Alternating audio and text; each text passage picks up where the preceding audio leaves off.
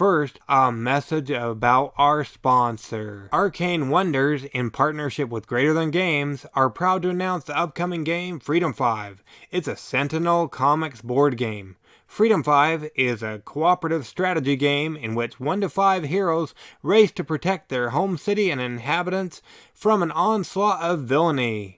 Immerse yourself in the world of Sentinel Comics and test your wits against a dastardly smart AI in the newest evolution of the Defenders of the Realm series by Richard Lannis. Freedom 5 will be launching this fall on Kickstarter on September 8th, 2020. Find out more by going to the link in the show notes. Welcome to the Everything Board Games podcast. We've got the scoop on the latest board game news, reviews, and interviews. So gather your family and friends and get ready for a board game good time. Plus, don't forget to check out our sister site for the best board game giveaways, thegiveawaygeek.com. Ready, board gamers? Let's get things rolling.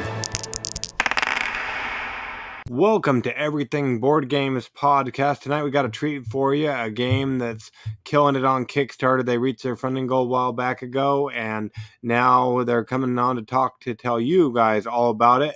It's dealing with Backwoods Cooperative Survival Adventure game that's there on the Kickstarter, and we have the creator mastermind behind this game on the line with us. Is that right, Ryan? Is that how you fall in line with Backwoods? Yeah, absolutely. I'm 100% for what you just said. Yeah, it's live on Kickstarter right now, and we're just reaching some new stretch goals. Awesome. Thank you so much for joining us on Everything Board Games podcast. We really appreciate it. Oh, it's my pleasure, Lake. It's nice to be here with you. It's been a hot day here in Eastern Washington, and I'm just glad to be back in the AC. Yeah, I saw that. We've been following the weather up there, and it seems like it was quite hot. It's not near as hot as it is down here, I'd imagine, being 111, 115 sometimes. But yeah, I've been watching the weather up there.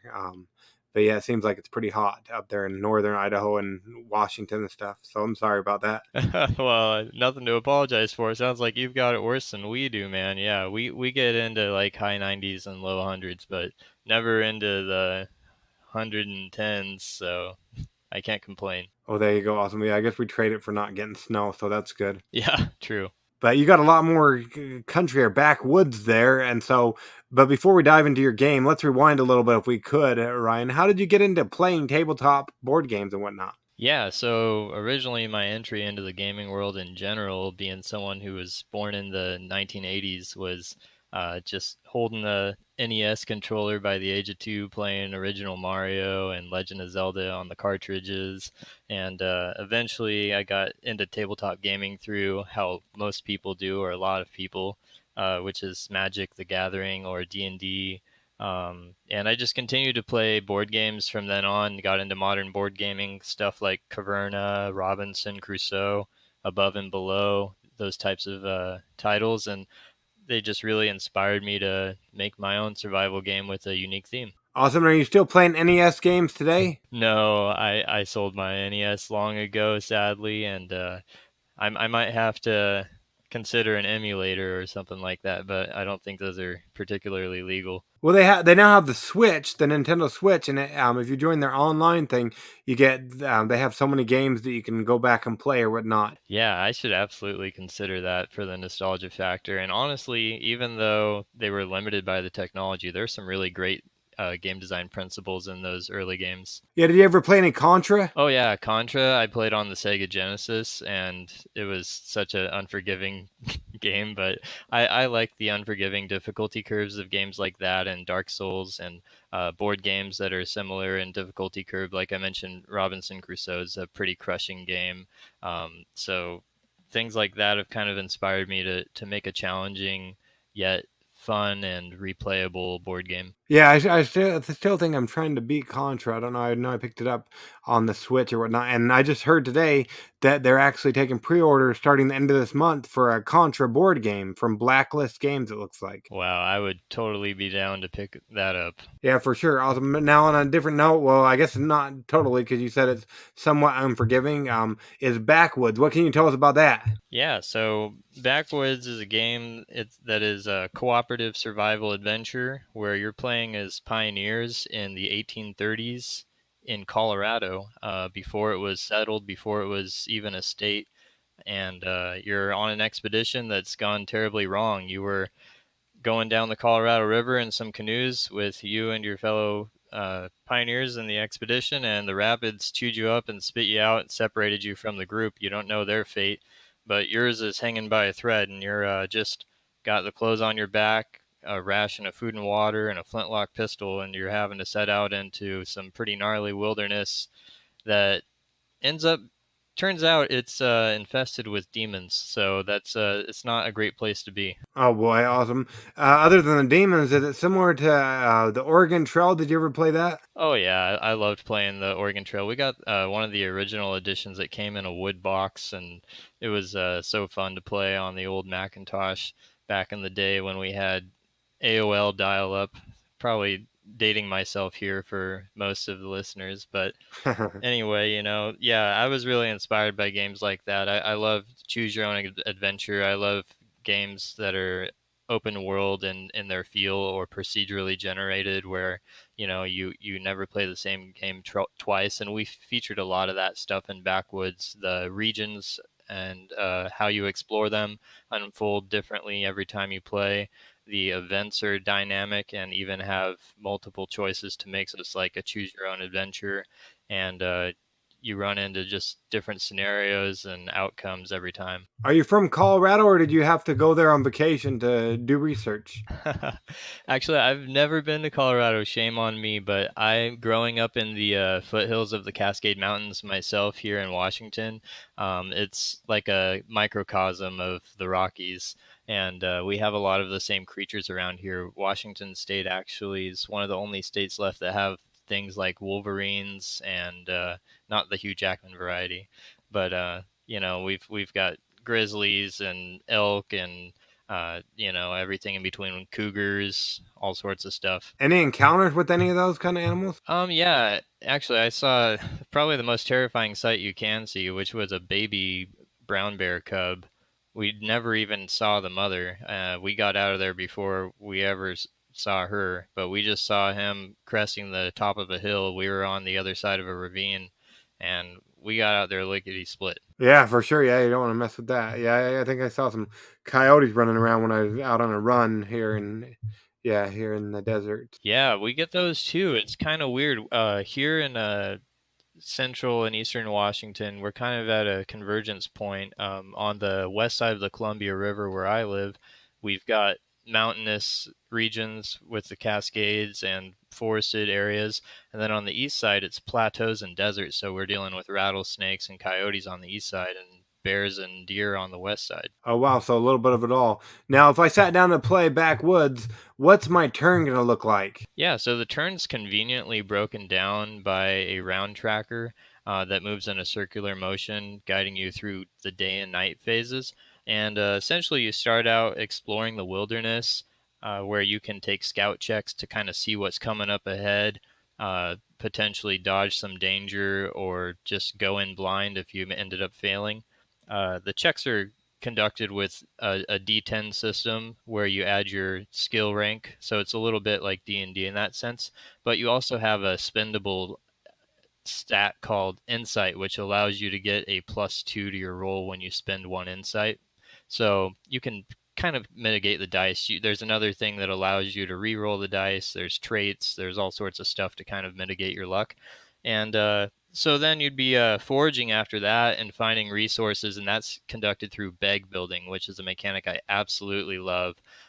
So you're able to add tokens into the bag for by using a stat called opportunity, and then you're able to draw the stuff that you added into the bag at random. And so you take those and craft items with them. And then after that, you get into choose your own adventure events. A lot of them are either natural disasters or straight up confrontations with possessed grizzly bears or mother cougars defending their cubs, or all sorts of wild things that you find out there. And you end up just trying to survive the night after that, which is where some of the supernatural stuff happens. Are you a pro with this game, or how's your like win rate? Yeah, well, as the designer, I do tend to cheese a little bit considering that I know the ins and outs, and I'm a classic min-max gamer for people who know about that. So I definitely have a higher win percentage than normal people. It's about 50%.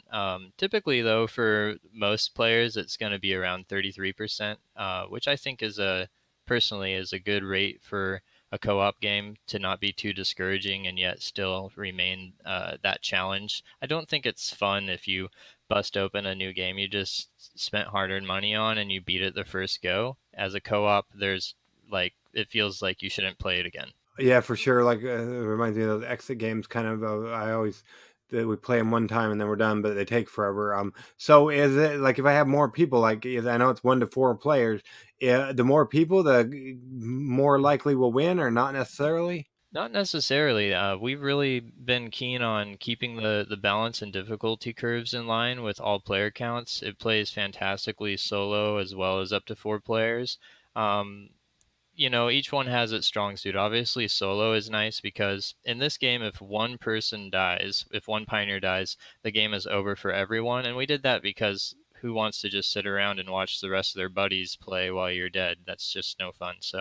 Um, so considering that solo is kind of at an advantage because you only have to take care of yourself. When you have 4 people that could possibly kick the bucket and end the game, it can be a little bit more difficult, and yet you've got some interesting synergies that can unfold with that many players. Okay, interesting. And do they all have like different player powers? Because I always wondered that, like when we're playing a co-op game at my game group, it seems like it would just be a regular game, just one person could play, and we're all just taking turns doing the same thing.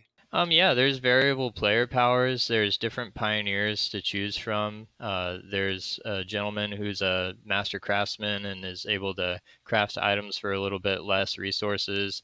There's a military veteran who's able to survive things like hypothermia a little bit easier and go without food or water a little bit better than other people and not lose as much health. And there's a lot of dynamics in character creation because I'm inspired by games like Elder Scrolls and stuff like that, where you could really carve out your character to be exactly how you want. And also D&D is obviously like that as well. And so you're able to choose from 4 different abilities, which unlock up to 8 different skills, 4 active and 4 passive.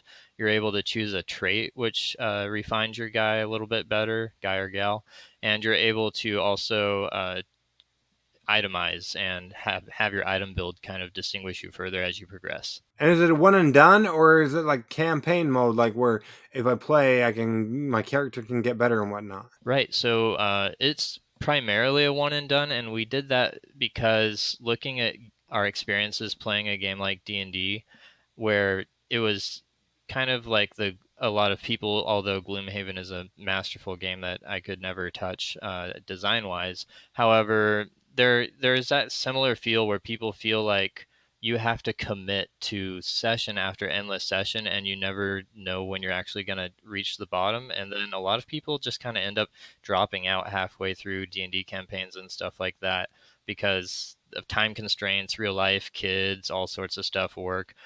So having a one and done kind of encapsulated session is nice, but we also just added, as we've unlocked stretch goals, the ability to save and load and to have a second scenario that continues your character onward so that it's not like endless scenarios where you're going to just feel like it's a huge commitment, but it's enough where you're going to be able to get some feeling of continuation with your characters. Awesome. And it looks like people can try it before they back it. Is that right? Yeah, it's currently on Tabletop Simulator, and we've had about 300 subscribers or so already try it. A guy actually just got back to me and said, I guess he played it all weekend and was just raving about it. At first, I was scared. He said it got under his skin, and I was like, uh oh. And he said, actually, in a good way.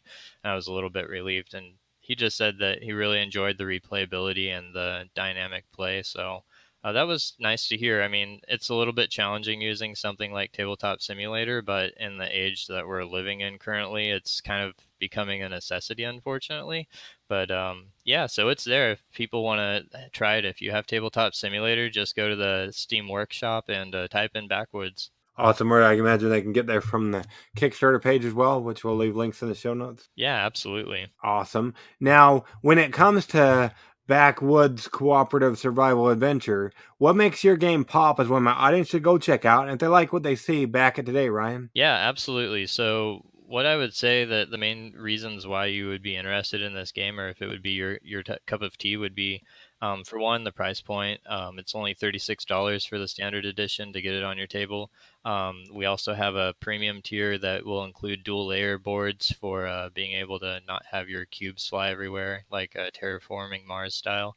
And we also just have a lot of nice mechanics coming together. We have a deeply immersive theme that's pretty original, 1830s expedition. I haven't really heard that one before personally.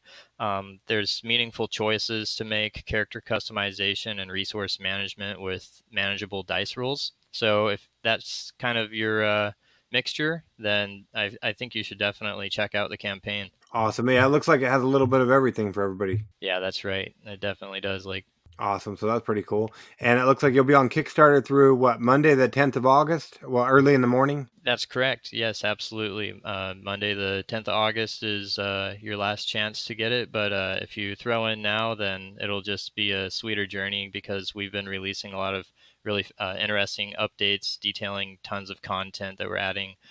So it's been a fun process. The community is great, and we're all having fun with it. Awesome. Now, per se, somebody's listening later on down the road after the Kickstarter has been fulfilled and everything. Do you have any secrets in your back pocket that you can share of other games you might be working on for the future? Yeah, absolutely.